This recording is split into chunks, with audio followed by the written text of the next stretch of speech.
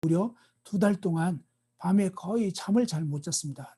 뒤치락 하면서 계속 고민하고 괴로워하고 이제 이렇게 고민하다가 어느 때는 뭐 여러 가지 생각들을 해봤습니다. 어차피 태어난 이상 죽을 거니까 그냥 마음대로 살다가 죽자 뭐 이런 생각도 해봤다가 아무튼 정말 이런저런 생각을 해봤지만 결국 막판에는 또 죽음의 문제 앞에 서게 되면 너무나 답답하고 막막하고 두렵고 막 이랬습니다.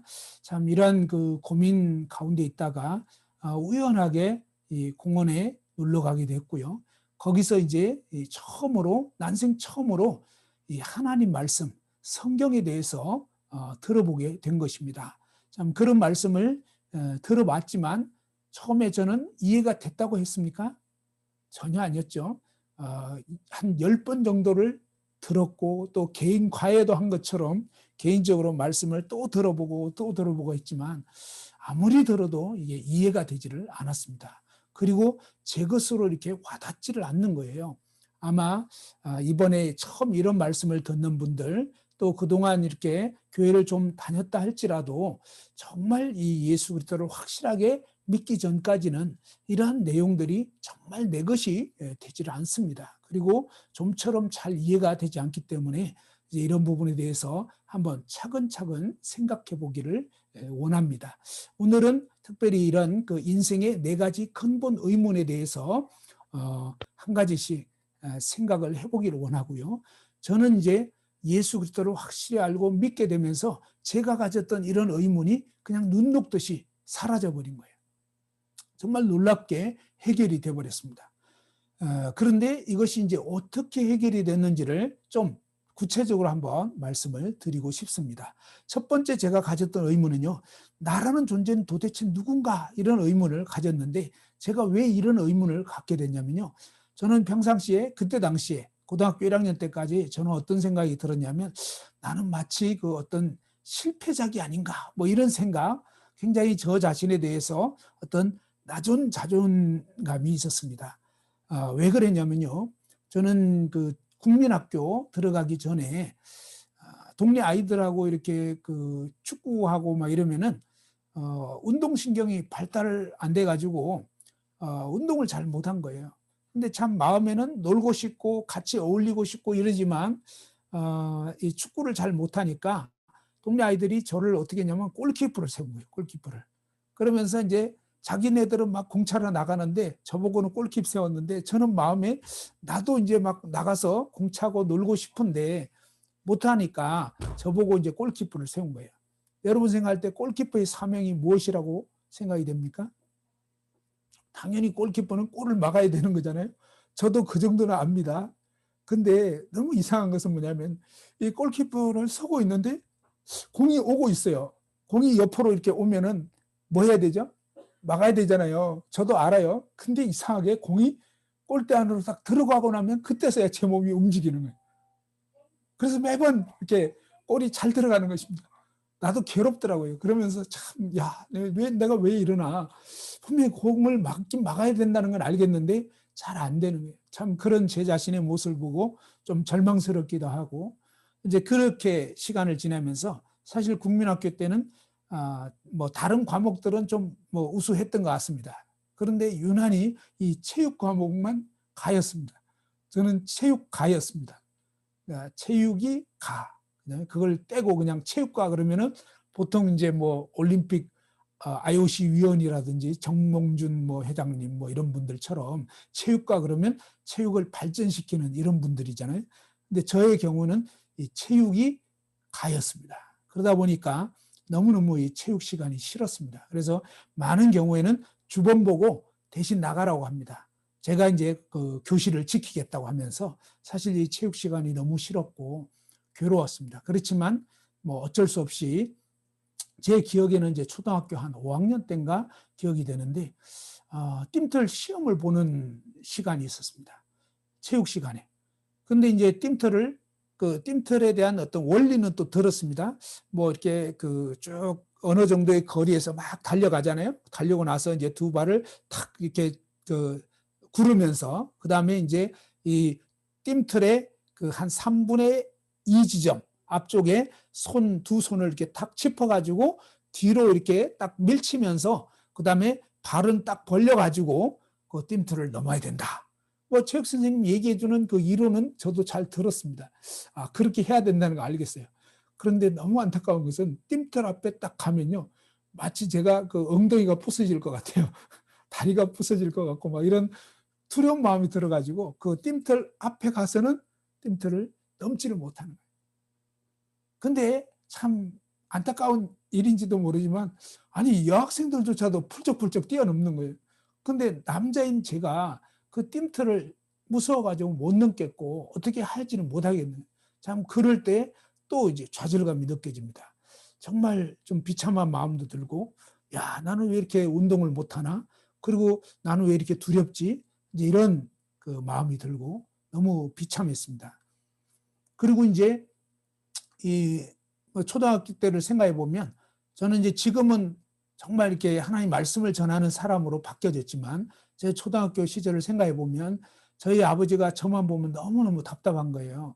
어떻게 답답하냐면 제가 이제 7남매 막내였는데 아버지는 저만 보면 세아가 자고로 남자는 말을 쾅쾅하게 해야 된다.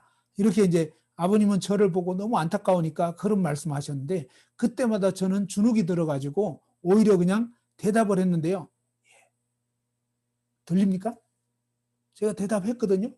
그러니까 예라고 대답은 했지만 저희 아버님은 제 목소리가 들리지가 않는 거예요. 그럴 때마다 아버님은 잘 이해할 수 없는 자고로 남자는 신원석판이다. 뭐 이러시면서 뭐 이렇게 그 뜻이 뭔지도 잘 모르겠는데 아무튼 그 말을 쾅쾅하게 잘해야지 된다고 막 너무 안타까워서 그런 말씀도 하셨고, 참 그런 시절들을 지나면서 제 마음에는 저도 모르게 아, 사람의 어떤 존재 가치가 뭔가를 잘해야 되는 거구나.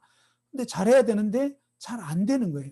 그리고 아버님은 저만 보면 참 공부를 열심히 하라고 그렇게 얘기를 하는데 참 공부하는 것보다 노는 게 좋고 놀고 싶고 이러니까 아버지는 아무리 말씀하셔도 저는 이제 대답만 할 뿐이지, 아버지가 이제 무서워서 예라고 대답은 했지만 또다시 이제 놀러 가고 몰래 이제 놀고 막 이렇게 했었습니다. 아무튼 이런 어떤 어린 시절을 지내와서 그랬는지 모르지만 참 이렇게 나라는 존재에 대해서 굉장히 그 가치감을 느끼지 못하고 정말 나는 누구인가 이런 참 고민을 하게 된 것 같습니다. 그러다가 이제 고등학교 1학년 때 이 하나님을 알게 되면서 이 하나님을 제대로 알고 예수 그리스도를 믿게 되면서 제 인생이 완전히 바뀌게 됐습니다. 그리고 어느 날 이 창세기 1장 말씀을 보게 됐는데요. 창세기 1장 26절 같이 한번 펴보겠습니다. 내가 누구인지에 대한 그런 해답이 나와 있더라고요. 자, 창세기 1장 26절입니다. 다 같이 한번 찾아보겠습니다. 성경 있으신 분들은 보시고요. 또 없으신 분들은 그냥 제가 읽어드리겠습니다. 다 같이 한번 읽어봤으면 좋겠습니다. 창세기 1장 26절입니다. 시작. 하나님이 이르시되 우리의 형상을 따라 우리의 모양대로 우리가 사람을 만들고 그들로 바다의 물고기와 하늘의 새와 가축과 온 땅과 땅에 기는 모든 것을 다스리게 하자 하시고, 하나님이 자기 형상 곧 하나님의 형상대로 사람을 창조하시되 남자와 여자를 창조하시고. 이 말씀을 보면서 나는 어떤 실패작이 아니라 하나님의 형상과 모양대로 지어진 그러한 존재라는 사실을 깨닫게 됐습니다. 그러면서 제가 어린 시절부터 그런 깊은 열등감, 아, 정말 운동을 못하고 뭔가 이렇게 남자답지 못한 것 같고 이런 어떤 깊은 우울한 마음, 낮은 자존감에서 아, 나라는 인생은 어떤 실패작이 아니라 하나님의 형상과 모양대로 지어진 그러한 고귀한 존재구나. 이 사실을 알게 되면서 그때부터 저는 저에 대한 어떤 그런 그 열등의식, 어떤 그런 낮은 자존감에서 벗어날 수 있게 됐습니다. 여러분은 저처럼 정말 내가 누군가, 왜 사는가, 또 온 우주 만물은 어떻게 생겼나, 죽음 이후에는 어떻게 되는 건가, 이런 의문들을 가져본 적이 있지 않습니까? 아마 삶의 여러 과정 속에서 이런 질문들을 해볼 수 있게 될 것입니다. 그런데 사실 이런 의문들은요, 어떻게 해결될 수 있냐면 바로 내 스스로 이것을 아무리 생각하고 연구하고 고민한다고 해서 알 수 있는 것은 결코 아닌 것입니다. 어떻게 알 수 있냐면요. 바로 이 볼펜을 만든 자만이 볼펜이 왜 있는지 그 이유를 알 수가 있는 것이죠. 볼펜 스스로 자기 자신에 대해서 아무리 뜯어본다 할지라도, 고민해 본다 할지라도요, 이 볼펜을 이렇게 뚜껑 이렇게 앞에 있는 이 부분을 열어봤습니다. 스프링도 있고요. 그 다음에 대롱도 있고 여기에 어떤 볼펜 물이 담겨 있습니다. 이런 것들을 이렇게 분해해 보지만 이 속에는 볼펜 자신이 왜 있는지 그 이유, 뜻 이런 거 아무것도 알 수가 없는 것입니다. 이 볼펜이 자기 자신을 제대로 알 수 있는 길은 뭐냐면 바로 자신을 어떤 목적과 이유를 가지고 만든 자, 이 모나미 볼펜을 만든 분은 누구냐면 누군지 혹시 아십니까? 예, 송삼석이라고 하는 회장님이 1963년도에 이 볼펜을 처음 만들게 됐습니다. 그분한테 물어봐야지 볼펜이 왜 존재하게 됐는지, 그리고 무슨 이유로 만들게 됐는지 이런 뜻을 알 수 있게 되는 것입니다. 그와 마찬가지로 우리 인생이 가지고 있는 이런 철학적인 의문들, 이것은 아무리 혼자 고민한다 할지라도 알 수가 없습니다. 그런데 바로 우리 자신을 창조하신 창조주 하나님을 만나게 되면요, 이런 의문들이 해결이 되게 되는 것입니다. 두 번째 제가 가졌던 의문이 있었습니다. 그것은 뭐냐면 바로 왜 사는가라고 하는 의문이었습니다. 아버님이 끊임없이 저에게 공부하라고 했기 때문에 저는 이제 초등학교 6학년 때부터 그래도 공부를 하게 됐습니다. 그렇지만 이제 고등학교 1학년 되었을 때 어느 날 이제 공부를 하다가 마치 이 책에서 너 그렇게 공부하지만 죽으면 어떻게 될까라는 이런 의문이 탁 생기면은 갑자기 이 머리가 멎게 되는 것 같습니다. 그리고 이제 하던 공부도 멈추게 되면서 공부를 도대체 왜 해야 되나? 죽음 이후는 어떻게 되는가? 이런 그 의문 속에 빠지게 됐습니다. 우리 인간은 과연 왜 사는 것일까요? 여러분은 왜 사십니까? 학생들한테 물어보면 공부하기 위해서? 아닐 것입니다. 공부하기 위해서 사는 것이 아니라 공부는 하나의 수단인 것이죠. 또 어떤 학생들을 보면 놀기 위해서 사는 것 같기도 하고요. 요즘 학생들은 거의 많은 학생들이 게임하기 위해서 사는 것 같아요. 그저 시간만 나면 그죠? 밤새도록 게임하고 게임이 그냥 어떤 삶의 목적인 것 같습니다. 그런데 과연 우리 인간은 게임하기 위해서 존재하는 것일까요? 또 아니면 어른분들은 돈 벌기 위해서 사는 것 같아요. 그죠? 온통 어떻게 하면 돈을 많이 벌 수 있을까? 또 어떻게 하면 성공할 수 있을까? 이런 식으로 여러 가지 삶의 어떤 이유들을 찾아서 방황을 하지만 과연 그러한 것들이 진정한 삶의 이유, 삶의 목적일까요? 제 자신을 돌아보면서 저는 그런 것들을 쭉 생각해 보았지만 그 어느 곳에도 진정한 삶의 이유, 삶의 목적을 알 수가 없었습니다. 과연 나는 도대체 왜 사는 것일까? 참 이 부분에 대해서도 역시 마찬가지로 만든 자이신 하나님께 나아가지 않고서는 그 해답을 알 수가 없는 것입니다. 이사야 43장 7절에 성경에 보면 하나님께서 저와 여러분을 왜 만드셨는지 그 이유를 알려주고 있습니다. 같이 한번 또 찾아보십시다. 이사야 43장 7절입니다. 여기 말씀을 제가 읽어보겠습니다. 구약성경 1019쪽인데요. 예, 한번 또 찾으신 분들은 같이 한번 읽어봐도 좋겠습니다. 다 같이 한번 읽어보겠습니다. 시작. 내 이름으로 불려지는 모든 자, 곧 내가 내 영광을 위하여 창조한 자를 오게 하라. 그를 내가 지었고 그를 내가 만들었느니라. 여기 말씀을 보면요, 하나님께서 저와 여러분을 왜 지었는지 그 분명한 이유를 알려주고 있습니다. 이 볼펜을 만든 분에게 볼펜 저를 왜 만드셨나요? 라고 물어본다면 송삼석 회장님이요, 우리 옛날에 볼펜 없었습니다. 우리나라에 그냥 연필 있었고요. 또 아니면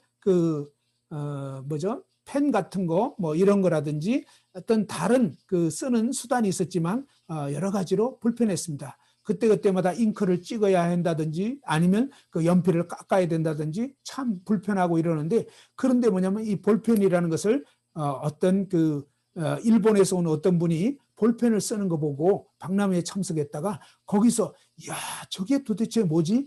저 기술을 내가 배워서 우리나라에 이 볼펜이라는 것을 보급해야 되겠다. 이분이 그런 마음을 가지고요. 그분에게 간절히 부탁을 하고 일본까지 가셔가지고 그때부터 이 볼펜 만드는 그 비법을 계속 전수받아가지고 결국은 이제 한국에 와서 볼펜을 만들게 된 것입니다. 그러면서 그분에게 물어보게 되면 그분이 왜 만드는지 그 이유를 말할 수가 있는 것이죠. 이와 마찬가지로 하나님께서 저와 여러분을 왜 지었는지 분명한 그 이유, 목적을 알려주고 있습니다. 내 이름으로 불려지는 모든 자, 곧 내가 내 영광을 위하여 창조한 자를 오게 하라.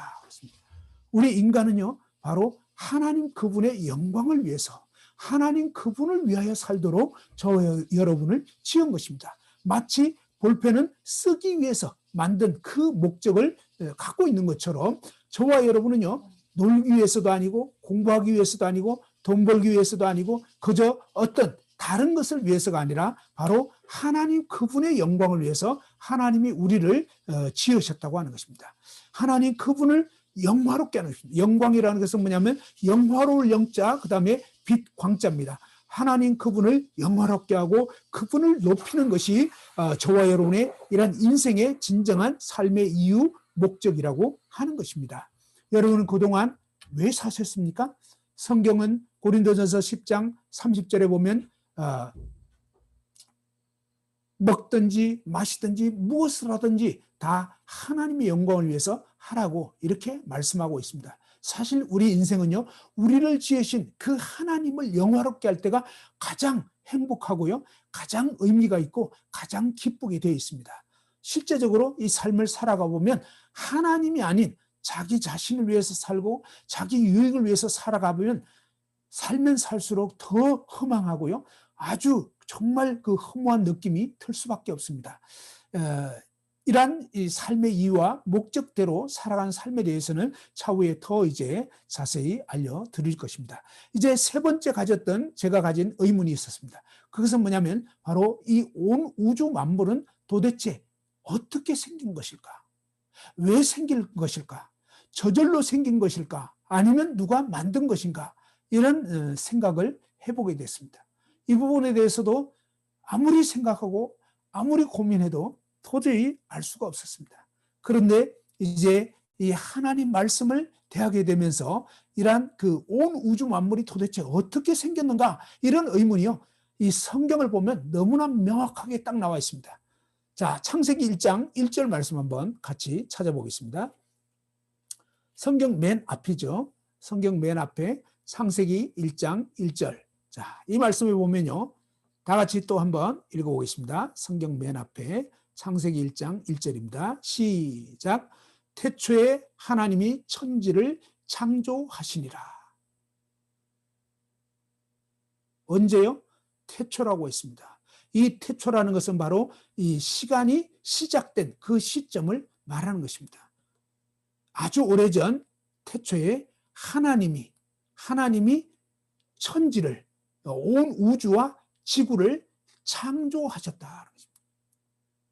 그러니까는 이 지구는, 또 우주는 그저 우연히 오랜 세월이 지나면서 어느 날 우연히 그냥 생겨난 것인가?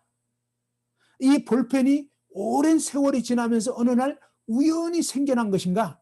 아니면 어느 시점에 이 볼펜이라는 것이 없었다가 어느 날 누구에 의해서 생겨난 것인가? 말씀드렸죠. 1963년 이전에는 우리나라에 이 모나미 볼펜이라는 것이 없었습니다. 그러다가 바로 송삼석 회장님에 의해서 이 모나미 볼펜이라는 것을 만들어야 되겠다라고 그분이 어떤 것을 보면서 생각을 하게 된 것입니다. 그리고 그분이 나름대로 연구하게 되고 고민하게 되고 이런 여러 과정을 거쳐서 마침내 모나미 볼펜이라는 것이 탄생되게 된 것이죠. 만들어지게 된 것이지 저절로 생긴 것이 절대 아니라고 하는 것입니다. 사실은요, 우리가 하나님을 제대로 알고 믿는 것은요, 지극히 상식적인 것입니다. 그냥 터무니없이 허무맹랑한 그런 이야기를 그저 믿어지지도 않는데, 이해도 안 되는데 그냥 덮어놓고 믿어야 되는 그런 맹신 아닌 것입니다. 하나님을 믿는다는 것은요, 너무나 논리적이고 너무나 분명한 것입니다. 물론 우리 인간의 지식으로 이해할 수 없는 그런 영역들도 많이 있습니다. 그러나 우리가 조금만 생각해 보면 정말 그렇구나라는 사실을 알 수 있습니다. 성경은요, 이 온 우주 만물이 그저 우연히 아무렇게나 생긴 것이 아니라 바로 창세기 1장 1절 말씀에서 태초에 하나님이 천지를 창조하셨다고 분명하게 알려주고 있습니다. 하나님 그분께서 이 온 우주와 만물을 지으신 것입니다. 여러분이 창세기 1장을 쭉 읽어보시면요, 하나님께서 6일 동안 온 우주 만물을 놀랍게 창조하신 그런 장면이 아주 분명하게 나타나 있습니다. 그 부분을 여러분이 이번 한 주간 동안 창세기 1장을 쭉 여러 번 읽어보실 수 있다면 참 좋을 것 같습니다. 그리고 이제 하나님께서는 이 온 우주 만물을 어떻게 만드셨는가? 어떻게 만드셨는가? 여러분 생각할 때요, 하나님이 도대체 어떻게 이 온 우주 만물을 만드셨겠는가? 요한복음 1장에 보면요, 어떻게 만들었는지 알려주고 있습니다. 자, 요한복음 1장 1절서부터 3절까지입니다. 태초에 말씀이 계시니라. 이 말씀이 하나님과 함께 계셨으니 이 말씀은 곧 하나님이시니라. 요한복음 1장 1절에 태초에 말씀이 계시니라. 그죠? 이 말씀이 누구와 함께 있었다고요? 하나님과 함께 계셨다고 하는 것입니다. 그런데 이 말씀이 곧 하나님이라는 거예요. 참 인간은 이해하기 어렵습니다. 그러나 성경은 이렇게 말합니다. 태초에 말씀이 계시니라 그랬는데 여기서 말하는 이 태초는요, 창세기 1장 1절보다 더 아득한 옛날을 말하는 것입니다. 사실은 시간 전 영원을 말하는 것입니다. 영원 전 태초에 말씀이 계셨는데 이 말씀이 하나님과 함께 계셨다고 했습니다. 그런데 정작 이 말씀이 곧 하나님이라고 하는 것입니다. 이런 부분은 우리 인간의 이해의 영역을 벗어나긴 합니다. 그러나 하나님은 이렇게 말씀하는 것입니다. 2절을 보시면요, 그가 이 말씀 하나님이 태초에 하나님과 함께 계셨고, 3절 요한복음 1장 3절 같이 한번 읽어볼까요? 시작. 만물이 그로 말미암아 지은 바 되었으니 지은 것이 하나도 그가 없이는 된 것이 없느니라. 만물이, 이 세상 모든 만물, 우주 만물이, 만물이라는 것은 무슨 뜻일까요? 정말 존재하는 모든 것을 의미하는 것입니다. 심지어 뭡니까? 박테리아라든지 바이러스라든지 이런 것까지 우리 눈에 보이지 않는 전파나 바람, 온갖 것들까지 다 포함해서요. 심지어 시간까지 모든 것이 만물입니다. 이 모든 만물이 말씀 하나님으로 말미암아 지은 바 되었으니 지은 것이 하나도 말씀 하나님 없이는 된 것이 없다고 성경은 말씀하고 있습니다. 어떻게 만물이 존재하게 되었다고요? 말씀 때문에, 그죠? 말씀 하나님 때문에 지어졌다고 성경은 말씀하고 있습니다. 그리고 히브리서 11장 3절 한번 또 보겠습니다. 히브리서 11장 3절에 보면요. 자, 히브리서 11장 3절에 보면 이렇게 되어 있습니다. 제가 읽어보겠습니다. 믿음으로 모든 세계가 하나님의 말씀으로 지어진 줄을 우리가 아나니 보이는 것은 나타난 것으로 말미암아 된 것이 아니니라. 그죠? 믿음으로 모든 세계가 무엇으로 되었다고요? 하나님의 말씀으로 되어진 줄을, 지어진 줄을 우리가 아나니 보이는 것은 나타난 것으로 말미암아 된 것이 아니니라. 지금 제가 드리는 이 말씀들은 조금 어려울 수 있습니다. 그러나 약간만 생각해 보면 또한 이해할 수 있습니다. 여러분 생각할 때요. 자, 지금 보이는 이 컵 어때요? 이 컵은 나타난 것으로 이렇게 말미암아 되었을까요? 아니면 원래 이 컵이 나타나지 않은 상태에서 누군가의 생각으로 말미암아 시작이 되었을까요?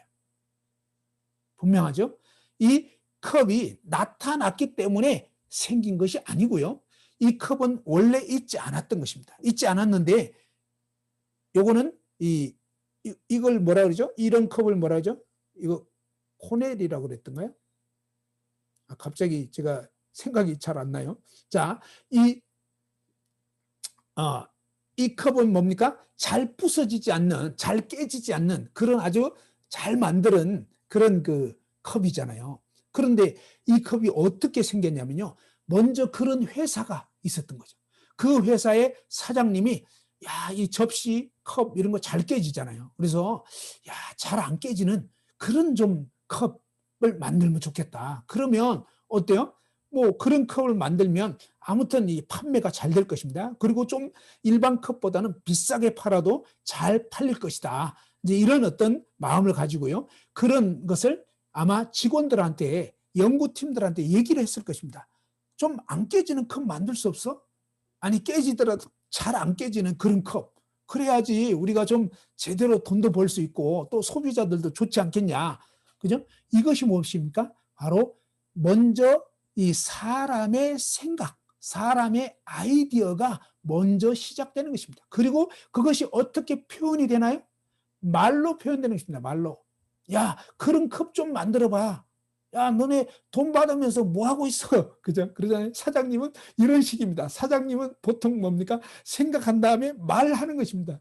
그러면 직원들은 죽어나는 거예요. 그래서 직원들은 예, 알겠습니다. 그죠? 그러면서 막 몇 달이고 몇 날 며칠이고 집에도 못 가고 막 실험해보고 또 만들어보고 깨지니까 아, 이거 안 되고 더 강한 것으로 이렇게 하면서 뭡니까? 어느 날 그 사장님이 얘기했던 그것이 딱 나타나는 겁니다. 우리 인간은 이런 식으로 애를 많이 먹습니다. 그러나 하나님은 어떨까요? 하나님은요, 전능하신 것입니다. 그래서 하나님 그분께서 딱 어떤 것을 생각하시면 그것을 뭡니까? 말씀으로 표현하는 것입니다. 말씀이라는 것은 뭡니까? 그분의 이 생각, 그분의 계획, 그분의 뜻, 그분의 사상, 그분의 그 아이디어, 이런 것이 총체적으로 표현되는 것이 뭡니까? 말인 것입니다.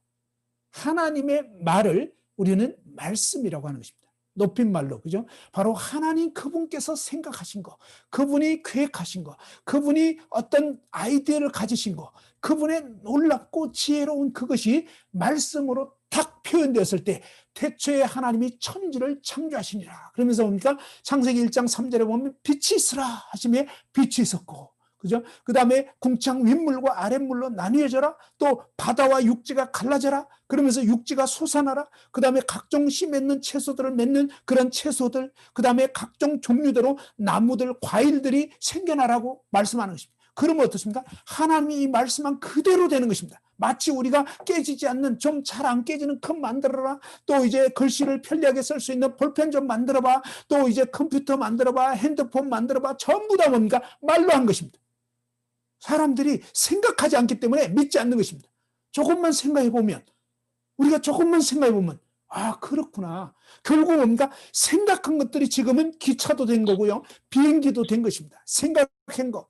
그러면서 뭡니까? 이것을 어떻게 하면 저렇게 할 수 있을까? 어떻게 하면 우리 인간도 날 수 있을까? 고민하다가 뭡니까? 라이트 형제가 1903년부터 언덕 위에 올라가서 정말 어떤 그 판자떼기 같은 거 펼쳐가지고 막 새처럼 흉내내고 팔딱팔딱 뛰어보고 이렇게 하다가 계속적으로 그것을 뭡니까? 생각하면서 고민하면서 연구하면서 하다가 겨우 어느 날 마침내 비행기라는 것을 만들게 되는데, 여러분 여기에서 뭡니까? 어떻게 비행기 만들게 됐냐 이것입니다. 새를 보고 구상을 하게 된 것입니다.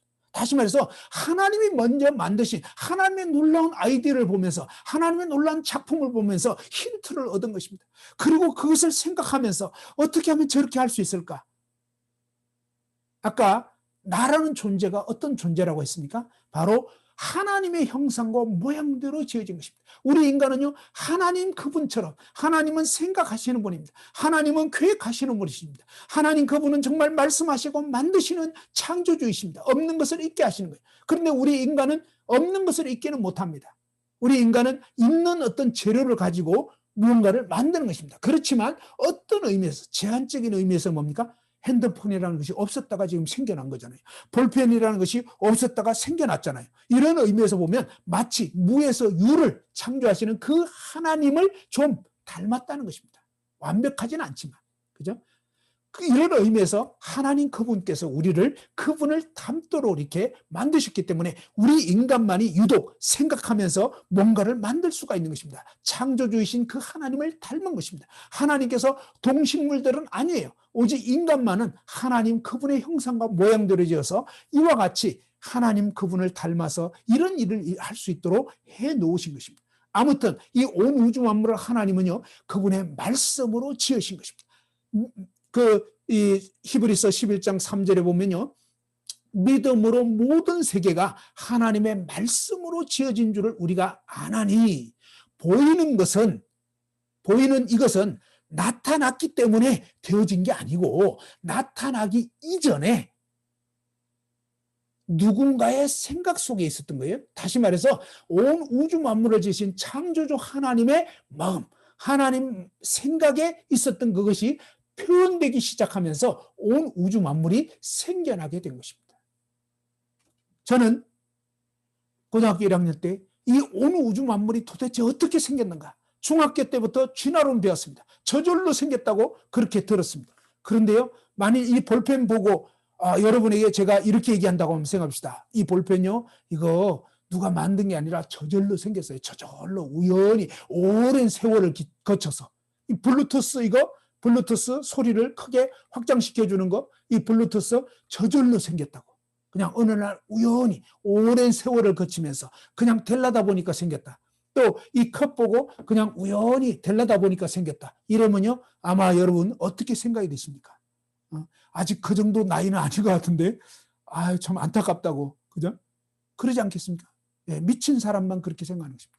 제정신이 아닌 사람만 정말 이 눈 뜨고 분명히 봐야 할 것을 보지 못하고 있는 것입니다. 오늘날 사람들은 너무나 안타깝게도 그냥 저절로 됐다고, 우연히 됐다고, 그건 미친 소리입니다. 어떻게 이 세상에 이런 물건들이 저절로 생길 수 있습니까? 누군가가 만들지 않고서는 절대 생길 수가 없는 것입니다. 우리가 이 종이도 그렇죠? 절대 그냥 저절로 생기는 게 아닙니다. 이 모든 것들이 누군가가 만들지 않으면 생길 수가 없다는 것입니다. 저는 이 하나님 말씀들을 보면서 점점 알게 된 것이, 이 온 우주 만물은 절대로 저절로 생긴 것이 아니라 바로 창조주이신 하나님이 친히 그분의 능력의 말씀으로 그분의 오묘한 지혜로 만드셨구나, 이것을 창조하셨구나, 이런 사실을요, 지금 40년 넘게 믿음 생활하면서 가면 갈수록 더욱더욱 뼈저리게 느끼고 정말 더 확실히 믿음을 갖게 됩니다. 너무나 분명한 사실인 것을 알게 되는 것입니다. 여러분도 이 하나님 말씀을 조금씩 들어본다면 확실하게 그렇구나 하고 그 이치를 알 수 있을 것입니다. 여러분이 이번 한 주 동안 또 지내면서 어떤 물건을 만나든지 생각해 보세요. 질문해 보세요. 이 볼펜이 저절로 생겼을까? 누가 만든 것일까?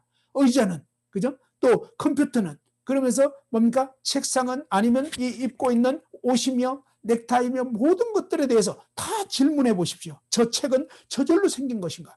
누가 만든 것인가? 계속 그 질문해 보세요. 그렇게 하다 보면요, 여러분이 알게 돼요. 절대로 저절로 생길 수 있는 것이 없구나.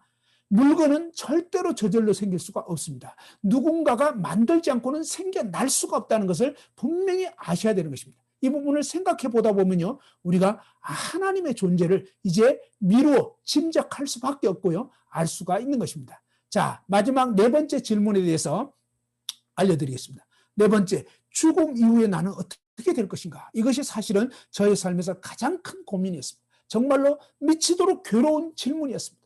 정말 어떤 때는 어차피 죽으면 그만이라면 정말 쾌락을 누리면서 살아보자, 이렇게 생각을 해보기도 했고요. 정말 어떤 때는 정말 내가 전부라고 그런 생각도 해봤습니다. 내가 없으면 당신은 없는 거야 라면서 정말 어떤 때는 내가 히틀러 같은 그런 생각도 해봤습니다. 모든 삶의 중심이 나 아닌가, 내가 없다면 나머지 다 없는 거야, 내가 없는 세상은 의미가 없어 라고 하면서 모든 것이 나 중심적이고 내가 전부인 것 같고 이랬지만, 그러나 이렇게 전부라고 생각되던, 착각되는 이 내가 죽음 앞에서는 어쩔 수가 없는 것입니다. 시간이 가면 갈수록 점점점 죽음의 문턱 앞으로 다가가는 제 자신을 인식할 때마다 너무나 불안하고 두렵고 정말 안타깝고, 도대체 인간은 왜 태어나는 것이고 왜 살아야 되는 거고, 이제 이러한 삶을 살다가 죽음 이후에는 도대체 어떻게 되는 걸까?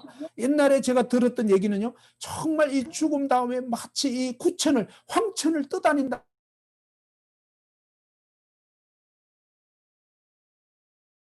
서석면이라고 되어 있는 글자를 추출을 하려면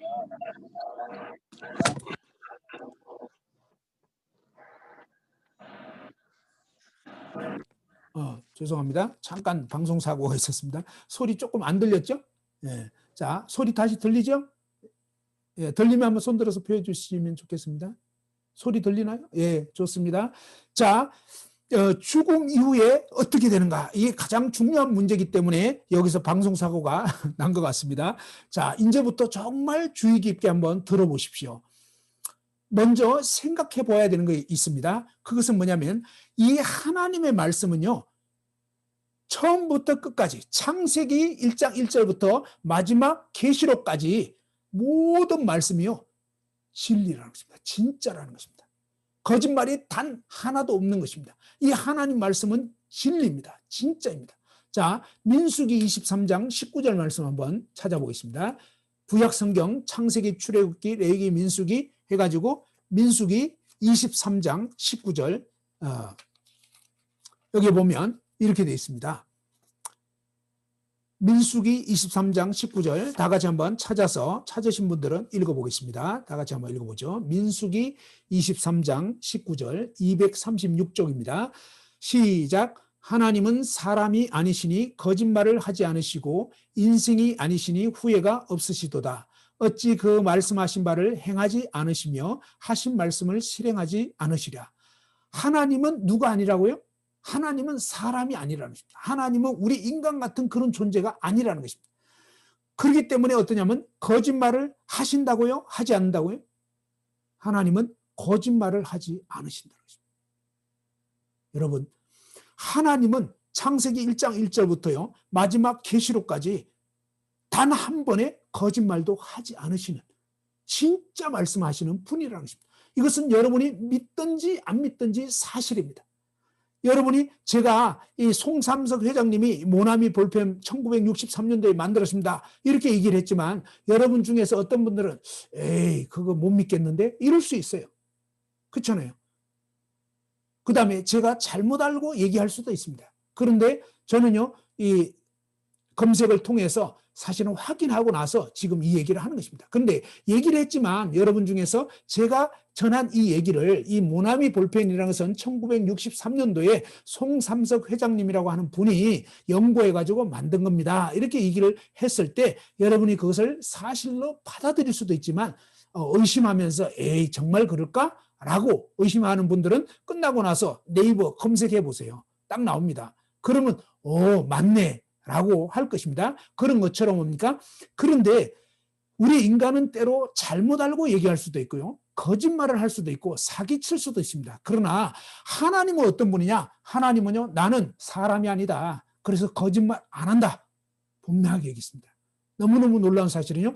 하나님의 말씀은 처음부터 끝까지 진짜라고 하는 것입니다. 이 진짜인 하나님께서 죽음 이후에 어떻게 되는지를 알려주셨습니다. 여러분이 죽음 이후에 어떻게 되는지 분명하게 말씀하십니다. 히브리서 9장 27절인데요. 이 말씀을 또 한번 찾아봅시다. 신약성경 히브리서 9장 27절. 오늘은 제가 이 성경 말씀을 유난히 많이 찾아보고 있습니다. 그래서 여러분이 조금 힘들 수도 있어요. 그렇지만 제 말이 그냥 지어낸 이야기가 아니라 거짓이 없는 이 하나님 말씀 그 자체를 풀어서 여러분에게 알려드리고 있다는 것을 좀 말씀드리고 싶습니다. 그리고 우리 믿음의 근거가 이 하나님 말씀에 근거를 둬야 됩니다. 어떤 사람이 얘기하지만 성경 말씀하고 다르면 그 사람 말을 믿을 필요가 없습니다. 왜냐하면 그건 잘못된 것이기 때문에. 그러나 그 사람이 이 성경 말씀 자체를 얘기한다면 우리는 그 하나님 말씀을 받아들여야 한다는 것입니다. 자, 히브리서 신약 성경 362쪽인데요. 9장 27절에 죽음 이후에 어떻게 되는지 다 같이 한번 읽어봅시다. 시작. 한 번 죽는 것은 사람에게 정해진 것이요 그 후에는 심판이 있으리니. 자, 한 번 죽는 것은 어떻게 됐다고요? 사람에게 정해져 있다는 것입니다. 너무너무 분명한 사실은요. 저도 죽습니다. 이제 여러분도 때가 되면 죽게 되는 것입니다. 이것은 참 슬픈 사실이고요. 안타까운 사실입니다. 그러나 부인할 수 없는 진짜라고 하는 것입니다.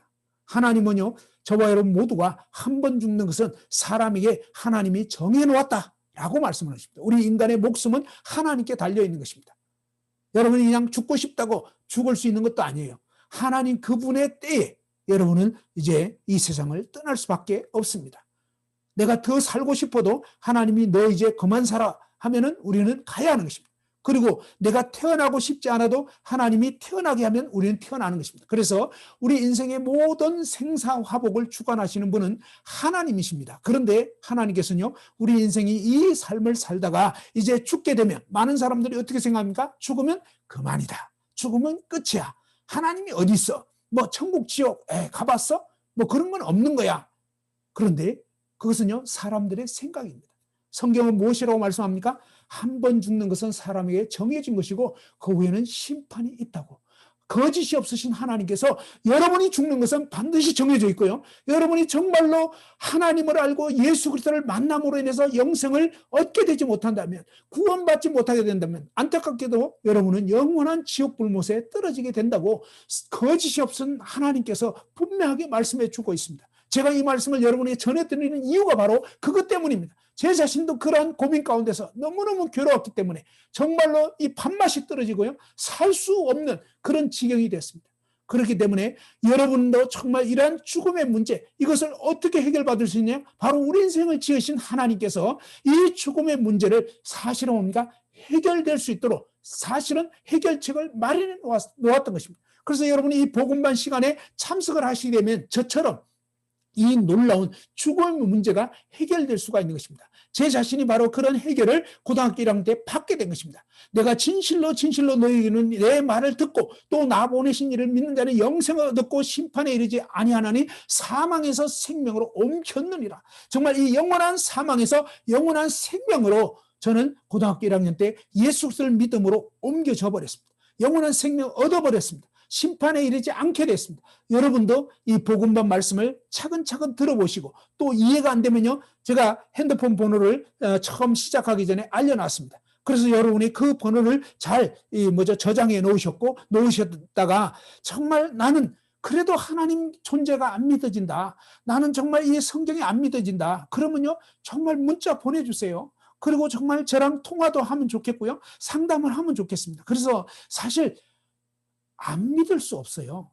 들어보면 믿을 수밖에 없고요, 믿을 수 있습니다. 그래서 여러분이 정말 마음을 열고 내가 한번 제대로 알아봐야 되겠다. 오늘 한 가지 분명한 사실을 알 수 있어요. 뭐냐? 저와 여러분은 죽는다는 것입니다. 그런데 저는 죽음의 문제가 해결돼 버렸어요. 그때 정말 고등학교 1학년 때 예수 그리스도를 참으로 알고 믿게 된 그날 저는 죽음에 대한 두려움이 사라져 버렸습니다. 2달 동안 정말 공포 가운데서 불면증 가운데 시달렸던 그것이 해결이 되어버렸습니다. 그러면서 인생이 가진 이 4가지 근본적인 의문, 내가 누군가, 왜 사나, 이 온 우주 만물이 어떻게 지어졌는가, 내가 도대체 죽음 이후에 어떤 일이 있는가, 이런 모든 의문들이 한꺼번에 해결이 되어버렸고요, 사라져버렸습니다. 그리고 차근차근 하나님 말씀을 읽으면 읽을수록 이런 의문들이 이제 풀어지게 된 것입니다. 자, 죽음 후에 어떤 일이 있는가? 성경에서는 이렇게 말씀하고 있습니다. 죽음 이후에는요, 이 마태복음 25장 46절인데 같이 한번 또 찾아봅시다. 마태복음 25장 46절입니다. 자, 마태복음 25장 46절. 예수님께서 친히 이렇게 말씀하셨습니다. 이 하나님을 믿지 않는, 예수님을 제대로 믿지 않은 이런 사람들은요, 46절, 마태복음 25장 46절 읽어보겠습니다. 시작. 그들은 영벌에, 의인들은 영생에 들어가리라 하시니라. 거짓이 없으신 하나님이신 예수 그리스도께서 예수 그리스도를, 하나님을 제대로 믿지 않은 이런 사람들은 영원한 지옥에 던져진다고 말씀하고 있습니다. 어떤 분들은 이렇게 생각합니다. 아니, 하나님을 믿는다고 봐주고 믿지 않는다고 안 봐주고 하나님은 좀 심한 거 아니야? 그게 아닙니다. 사실은요, 우리 모든 인생들은 하나님을 이미 떠나버렸습니다. 그래서 모두가 지옥 갈 수밖에 없는 상황입니다. 여러분 생각할 때 이렇게 생각한다고 하면 생각합시다. 우리 모두가 지금 코로나에 걸렸다고 칩시다. 근데 뭡니까? 어떤 사람은 코로나 치료제를 소식을 들었고요, 그 치료제를 먹었습니다. 치료제 먹은 사람은 걸렸다 할지라도 치료제이기 때문에 나을 수가 있는 것입니다. 여러분 생각할 때요, 누구는 치료제 먹어서 낫게 됐다. 근데 그분이 뭐라고 얘기냐면 여러분도 이 치료제 먹으세요 라고, 드세요 라고 얘기하면서 자신이 나은 것을 얘기한다면 여러분 불공평하다고 생각하겠습니까? 그리고 왜 치료제 먹는 사람만 고침받게 하냐? 참 불공평하다. 그건 이상한 말 아니에요? 치료제 먹어야 낫는 것입니다. 다시 말해서 하나님을 믿고 예수 그리스도를 믿는다는 것은 무슨 얘기냐면요. 우리는 죄 때문에 지옥 갈 수밖에 없는데 정말로 하나님 그분이 진정한 치료자가 되신다는 것입니다. 예수 그리스도 그분이 우리를 정말로 이 죄악에서 이 구원받을 수 있도록 멸망에서 건지시는 그러한 유일한 분이시기 때문에 그분을 알고 믿어야 된다고 얘기하는 것이지, 하나님을 믿기 때문에 봐주고 차별하고 그런 문제가 아닙니다. 우리 모든 인생은 다 죄라는 그런 코로나에 지금 걸려 있는 것입니다. 그래서 다 멸망할 수밖에 없어요. 그냥 시간 지나면서 죽으면 그대로 지옥에 떨어질 수밖에 없는 것이 안타까운 사실입니다. 그러나 정말 저처럼 하나님 말씀을 듣고 예수 그리스도를 만나게 된 사람들은요, 그 영원한 멸망에서 건짐을 받게 되는 것입니다. 정말 이 구원의 놀라운 그 약이 되시는 예수 그리스도를 만나게 됐기 때문에 이 멸망에서 건짐을 받게 되는 것입니다. 마지막 한 말씀을 보고 이제 마치려고 합니다. 누가복음 16장 19절서부터 한번 보겠습니다. 자, 누가복음 16장 19절서부터 보아야 되겠는데, 사실 이 말씀은 누가복음 16장 19절에서 31절까지 말씀인데 시간이 이제 됐기 때문에 오늘 말씀은 이 정도로 마치려고 하고요. 여러분, 제가 오늘 말씀을 전하면서 과제를 내드렸는데 첫 번째는 뭐냐면, 첫 번째 뭐였죠? 어떤 사물을 만나든지 이번 한 주 동안 저 엄지손가락이 저절로 생겼을까? 누가 만들었을까? 저 강사가 쓰고 있는 안경이 저절로 생겼을까? 누가 만들었을까? 넥타이는, 그죠? 이 와이셔츠는, 옷은, 그 다음에 또 뭡니까? 이 뒤에 있는 커튼은, 뭐, 어떤 물건을 만나든지 저절로 생겼는가? 누가 만들었을까? 이 생각 해보시기 바랍니다. 그리고 두 번째 과제는 뭐였냐면, 창세기 1장 말씀을 여러분 이번 한 주 동안 사실 매일 한 번씩 읽어보시면 참 좋을 것 같습니다. 창세기 1장 말씀을 한번 쭉 읽어보세요. 그러면서 이 세상이 어떻게 생겨났는가, 그리고 이제 그 말씀 도중에 26절에 보면 나라는 인간이 어떻게 존재하게 됐는지, 나는 누구인가, 이거에 대해서 알려주고 있습니다. 그리고 왜 사는가, 이 부분에 대해서는 하나님 영광을 위해서 산다고 했습니다. 그리고 온 우주 만물을 하나님 그분의 말씀으로 이렇게 지은 거, 그리고 죽음 이후에 어떻게 되는 건가, 죽음 이후에 어떻게 되는 건가, 그것이 이제 심판이 있는 것인데 어떤 심판이 있는 것인지 누가복음 16장 19절서부터 31절까지 읽어보시면 나와 있습니다. 이 부분이 또 여러분에게 드리고 싶은 과제입니다. 누가복음 16장 19절서 31절까지도 적어도 두세 번 정도 천천히 읽어보시면 좋겠습니다. 아무튼 여러분에게 제가 이 말씀을 드린 이유는 뭐냐면요, 지금도 우리나라에 아직 코로나 치료제가 개발되지 못했습니다. 만일 이 치료제가 개발됐다면 얼마나 감사하고 기쁜 일일까요? 그리고 그렇다면 우리는 더 이상 이렇게 숨어 지내지 않아도 되고, 그저 사람들 못 만나고 이렇게 지내지 않아도 되고, 코로나 치료제가 생겨버렸다면 코로나 걸려도 걱정할 게 없잖아요. 치료제가 있으니까. 그런 것처럼 뭡니까? 정말 이 죄와 사망의 문제를 해결받을 수 있는 길이 있다면, 예, 그 길이 있습니다. 그래서 그 길에 대해서 여러분에게 알려드리고 싶은 거예요.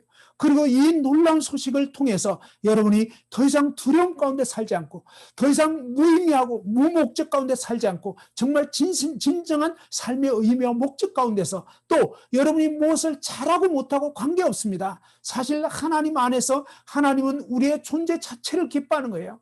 이 세상에서 우리는 살아오면서 공부 잘하지 않으면 안 되고, 운동 잘하지 않으면 안 되고, 돈이 많지 않으면 안 되고, 모든 것들이 뭡니까? 뭔가 능력으로 비교당하고 이렇게 살아왔습니다. 그런데요, 제가 자식을 낳아보고 키워보면서 느낀 것이 있습니다. 그것은 뭐냐면 바로 존재 자체가 기쁨인 것입니다. 자녀가 뭘 잘하면 좋겠지만 잘하든 못하든 관계가 없습니다. 저에게 있어서는요, 제 아들, 딸이 가장 소중한 존재예요. 그런 것처럼요, 하나님은 여러분이 무엇을 잘하기 때문에 여러분을 기뻐하는 게 아니고, 하나님은 여러분 존재 자체를 기뻐하시는 거예요. 여러분은 하나님에게서 너무나 소중한 존재들입니다. 그래서 하나님은 정말 성경에서 디모데전서 2장 4절에서 하나님은 모든 사람이 구원을 받으며 진리를 아는 데 이르기를 원하신다고 말씀하셨습니다. 하나님 우리 중에 아무도 멸망하지 않기를 원하십니다. 우리가 어떻게 멸망하지 않을 수 있을까요? 바로 겸손하게 이 하나님 말씀을 잘 들어보시면요, 멸망하지 않고 영생 얻을 수 있는 그런 길이 나와 있습니다. 그런 부분들을 이제 순서를 따라서 차근차근 제가 말씀을 드리려고 하는 것입니다. 다음 시간에는 하나님이 과연 존재하실까? 이 부분에 대해서 한번 심도 깊게 살펴보고 함께 생각해 보려고 합니다. 아무튼 세 가지 과제 여러분 잘 생각하시고 한번 고민해 보시고 그리고 이제 다음 이 시간에 만났으면 좋겠습니다. 다음 주 11시 40분부터 시작하겠습니다. 예, 감사드립니다. 한 주 동안 잘 지내시기 바랍니다. 감사합니다.